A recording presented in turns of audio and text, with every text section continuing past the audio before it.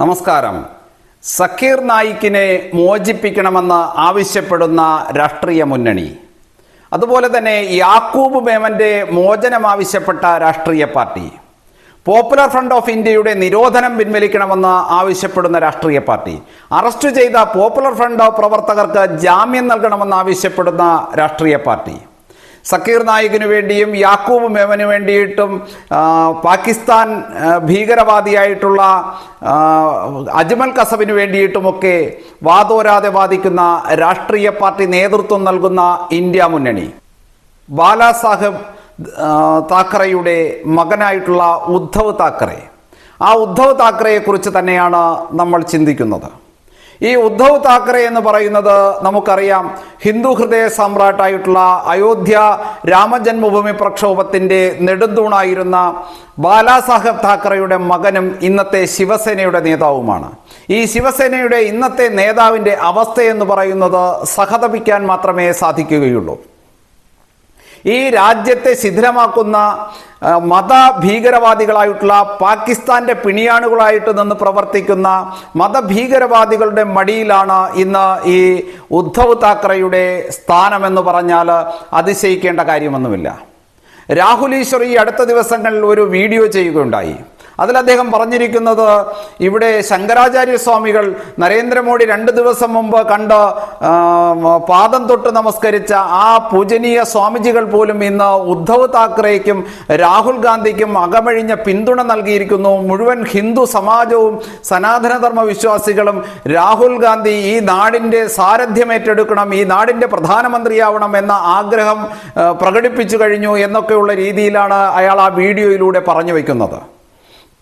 പക്ഷേ ബാലാസാഹബ് താക്കറെയുടെ മകനായിട്ടുള്ള ഉദ്ധവ് താക്കറെ ഇന്ന് ഈ മതഭീകരവാദികളുടെ മടിയിൽ അന്തിയുറങ്ങുന്ന ആ ഒരു ഗതികെട്ട ആ ഒരു സ്ഥിതി ബാലാസാഹബ് താക്കറെയുടെ ജീവിച്ചിരുന്ന സമയത്തായിരുന്നോ എങ്കിൽ അദ്ദേഹം ഇയാളെ ഇതെൻ്റെ മകനല്ല എന്ന് പ്രഖ്യാപിക്കും എന്നുള്ള കാര്യത്തിൽ യാതൊരു തർക്കവുമില്ല.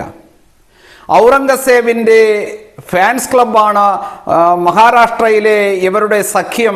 ഇന്ത്യ മുന്നണി എന്ന് പറയുന്നത് ഔറംഗസേബിൻ്റെ ആ ഒരു ഫാൻസ് ക്ലബ്ബ് തന്നെയാണ് എന്ന് അമിത് ഷാ പറഞ്ഞിരിക്കുന്നു. അമിത് ഷാ അത്തരത്തിലാണ് ഇവരെ സംസാരിക്കുവാൻ വേണ്ടിയിട്ട് തയ്യാറായത്. ശങ്കരാചാര്യ സ്വാമികളുടെ പിന്തുണ ഇവർക്ക് ലഭിച്ചു എന്നൊക്കെ പറഞ്ഞിട്ട് രാഹുൽ അങ്ങനെ യൂട്യൂബ് ചാനലിലൂടെ അങ്ങനെ ആഹ്ലാദിച്ച് വീഡിയോ ഒക്കെ ചെയ്യുമ്പോൾ യഥാർത്ഥത്തിൽ ഈ ഹിന്ദു വിരുദ്ധരുടെ ഒരു കൂട്ടായ്മ തന്നെയാണ് ഈ ഇന്ത്യ മുന്നണി.